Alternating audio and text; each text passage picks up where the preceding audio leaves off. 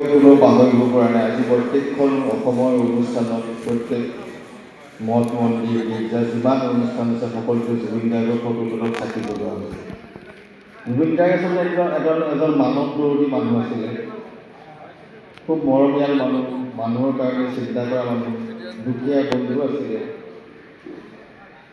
আৰু তেওঁ যিটো ভাল পোৱা মানুহৰ প্ৰতি তাত কোনো ভাগ বাতৰুৱা নাছিলে। আমি মানুহক কেনেকৈ ভাল পাওঁ, আমি যদি 200 মানুহৰ এখন লিষ্ট বনাওঁ, মই চিনি পোৱা তাৰে 180জনক বেয়াই পাওঁ। ইয়াক মই আমুক কাৰণে বেয়া পাওঁ, শইকীয়াক তামুক কাৰণে বেয়া পাওঁ, গগৈ তামুক কাৰণে বেয়া পাওঁ, দত্ত আমুকহে। জুবিন গাৰ্গৰ কিন্তু সেইটো নাছিলে। অসমৰ 3 কোটি মানুহক সমানে ভাল পাইছিল। তেওঁ এবাৰো বিচাৰ কৰি নাছিল যে মানুহজন ধনী নে দুখীয়া। জুবিন গাৰ্গৰ ওচৰলৈ বহুত মানুহ আহে দৈনিক সহায় বিচাৰি, এবাৰো নুসুধে তুমি কি কৰা বুলি। মানুহজন কোনোবা ইঞ্জিনিয়াৰ হ'ব পাৰে, কোনোবা ডক্টৰ হ'ব পাৰে, কোনোবা কোটিপতিও হ'ব পাৰে। আৰু কিমান লাগিব, কি হৈছে, কথাটো সঁচা নে মিছা, এবাৰো নুসুধে। তেওঁৰ মুঠতে উদ্দেশ্য সহায় কৰিব লাগে, সহায় বিচাৰি আহিছে যেতিয়া যিমান পাৰা দিব লাগে। গতিকে তেনেকুৱা এজন মানুহ, যাৰ স্মৃতিত, যাৰ কথা ভাবি ভাস্কৰ বৰাৰ মন মগজু আৰু কণ্ঠেৰে ওলাই আহিছে, সেই কাৰ্যসূচীৰ সৃষ্টি হ'ল। আৰু তাৰ কাৰণে আজি আপোনালোকৰ সন্মুখত থিয় হৈ ভাস্কৰ বৰাৰ কাৰণে মোৰ ফালৰ পৰা আন্তৰিক অভিনন্দন জনাইছোঁ। গীতটো আপোনালোকে শুনিব, আপোনালোকৰ ঘৰৰ সকলো মানুহকে শ্বেয়াৰ কৰিব। বহুত কষ্ট কৰিছে, বাকীখিনি কথা বুবুৱে কৈছেই। গতিকে মই ভাবোঁ আপোনালোকে সকলোৱে অন্তৰাত্মাৰে অকণমান প্ৰাৰ্থনা কৰিব লাগে। জুবিন গাৰ্গ নিচিনা এজন মানুহক হত্যা কৰা হৈছে বুলি কৈছে, আৰু জুবিন গাৰ্গৰ হত্যাকাৰীয়ে যাতে শাস্তি পায়, জুবিন গাৰ্গে যাতে ন্যায় পায়, তাৰ বাবে আপোনালোকে ভগৱানক প্ৰাৰ্থনা কৰিব।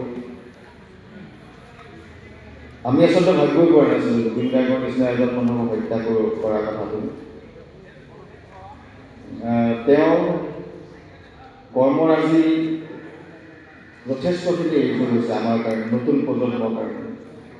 মই এইকেইদিন কৈ আছোঁ যে তেওঁ কিতাপ খুব পঢ়িছিলোঁ, যিটো আমাৰ নতুন প্ৰজন্মৰ কাৰণে বৰ দৰকাৰী।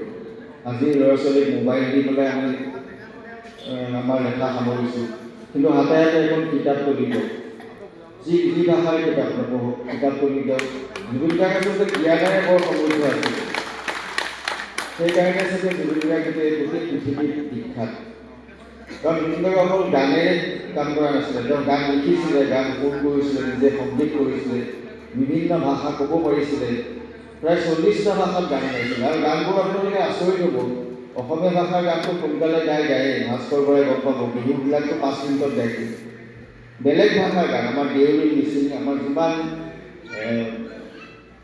কথিত ভাষা আছে নৰ্থ ইষ্টৰ, সকলো ভাষা এবাৰে শুনে, এবাৰে শিকি পটককৈ গাইছিল। কিন্তু এটাই কাৰণ, মগজুটো খুব চোকা আছিল, কনচেনট্ৰেশ্যন, মনোযোগ, ইমান ধুনীয়া খুব মনোযোগেৰে কথাবিলাক শিকে, এবাৰতে শিকি গানবিলাক গাই দিব পাৰে। গতিকে বহুত বেছি কথা কৈ নাথাকোঁ, সংগীত শিল্পী আছে। আৰু আমি আচলতে একেলগে আৰম্ভ কৰা, বুবু, মই, জুবিন, আৰু এজন আমাৰ বন্ধু আছে ব্ৰজ ফুকন, বাহিৰত আছে। ব্ৰজ অকণমান আহিব নেকি মঞ্চলৈ, যিহেতু ব্ৰজে এইটো গানত গীটাৰ বজাইছে। আৰু ব্ৰজেও জুবিন গাৰ্গৰ লগত বহুত সংকট কৰিছে, এটা বহুত সময় একেলগে পাৰ কৰিছে। জুবিন গাৰ্গৰ একদম নলেগলৰ লগা বন্ধু, একেলগে বহুত ঘূৰিছে।